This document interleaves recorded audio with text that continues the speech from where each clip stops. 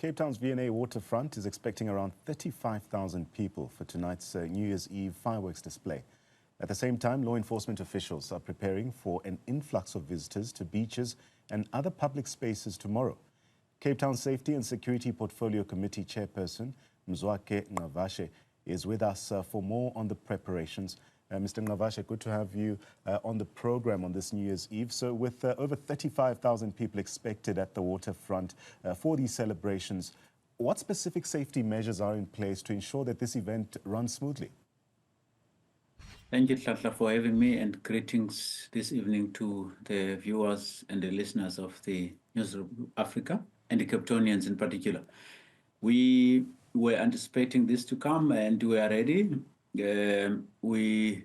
Both our emergency side, which is your disaster management services, your fire and rescue services, the 107 Public Emergency Communication Center, they have beefed up their staff because we have been doing this crossover session from year to year. In particular now, because of the regulations 5 years ago in terms of regulating fireworks.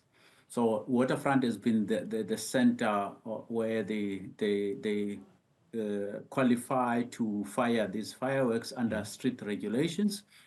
And as a result, they attract a lot of children, tourists, parents to go and watch there and spend the time and to cross over to the next new year of 2025. So on the emergency side, all hands are on deck. Disaster management has been activated. And also on the policing side, which is your law enforcement traffic services to manage road traffic safety, Metropolis to deal with crime and suspected crime and also mitigate risks. They are all out there to mend the 35 to 40,000 that you're speaking about in the waterfront precinct. In terms of the roadblocks, there will be staged roadblocks throughout the evening up to the morning, and stop and search, and also just visible policing and disruptive policing around the precinct of the waterfront and the CBD.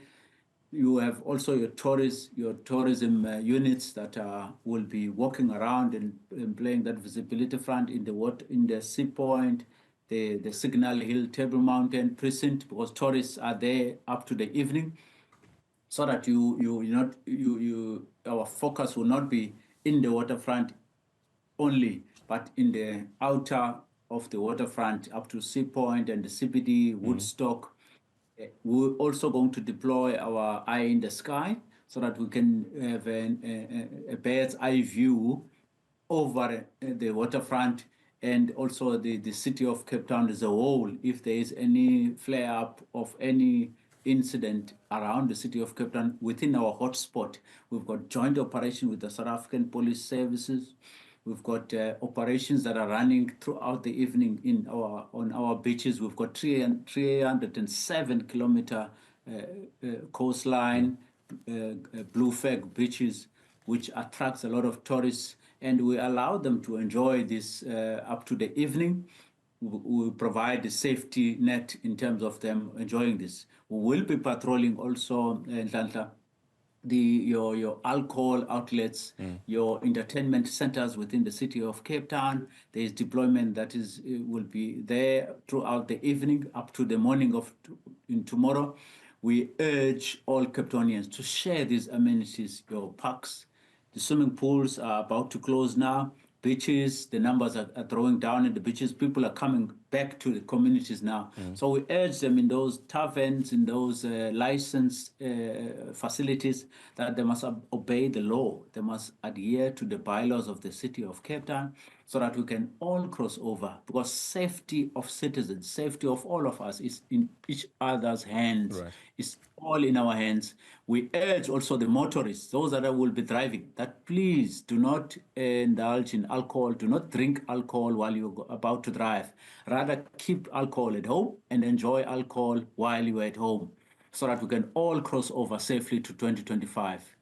Let's speak about that alcohol consumption, Mr. Nqavashe. We do know that Cape Town has enjoyed some really fine weather in recent days, which, a lot of people would need to cool off as well. But very worryingly, since December the 1st, over 4,700 bottles of alcohol have been confiscated in public spaces specifically. How is the city managing alcohol-related risk, especially during large public events like New Year's Eve? We're deploying both uniform and officers in private to curb this misbehaving by members of the public, those that are bringing these alcohol bottles knowingly that they are not allowed. The number has increased. It is now sitting at 5,040 now bottles, which amounts to 2,445 liters of alcohol that has been confiscated to date, like up to now. So we very strict in that, and we are pulling all strings. We are going to deploy uniform and also private clothes kind of officers to ensure that we remove the use and the availability of alcohol in those public places, as you call them, to ensure safety. And we urge them not to do that. But those that are found to be having alcohol in the restricted public places, they will be fined, and such alcohol will be confiscated to our pound, which is available for them in the next 2 weeks to come for them to come and pay the pound fee and the fine to release them. If not, we'll destroy that alcohol. But alcohol is prohibited. Alcohol is not allowed to that to public places. We urge them to use alcohol in the confined places of their own, which is their private homes, not to bring them in public places, as all public places in Cape Town are declared alcohol-free throughout the year. So to take from your earlier sentiment, but also echoing the sentiments of J.P. Smith, he has urged the public to celebrate responsibly. That's the resounding message here. Maybe let's extend that message. Would you like to share with residents as we head into the New Year's Eve, especially regarding public safety? And we've already spoken about this worrying trend or alcohol consumption as well. I would really like to urge all the members of the public, all the Cape Townians, domestic visitors and international tourists to please adhere to the rules and the regulations in Cape Town, and let's all cross over safely. Let's act responsible in celebrating the end of 2024, and let us, especially the alcohol part, let us enjoy alcohol responsible at home, at our comfort, sitting back. Do not take alcohol and go behind the wheel in driving on our roads, because our officers are there. There are staged roadblocks that are there. You will end up in prison. The law has been kept very strictly. We will deal with you if you do that. But I want to encourage them not to be in the books of the police stations throughout this evening. Please enjoy this festive season responsible. Let's cross over to 2025 responsible. And I urge all of them to go to 2025 and have a prosperous and very safe 2025, and may all their wishes, may all their kids, all the families be safe into the new year. And we've got a lot to offer in the new year as the city of Cape Town to them. There are a lot of activities that are lined up from the 2nd until the 4th of January, the Tuene Vayar, the culture that is known out of Cape Town. So we have a lot to offer. That's why I'm urging them that today, the 31st of December, please let us come together, let us hold each other, let us be disciplined in crossing over to 2025. All parents should guard their kids so that when they fire those fireworks that have been bought at home, they are under the supervision of a parent, so that risk is minimized by a parent of a child.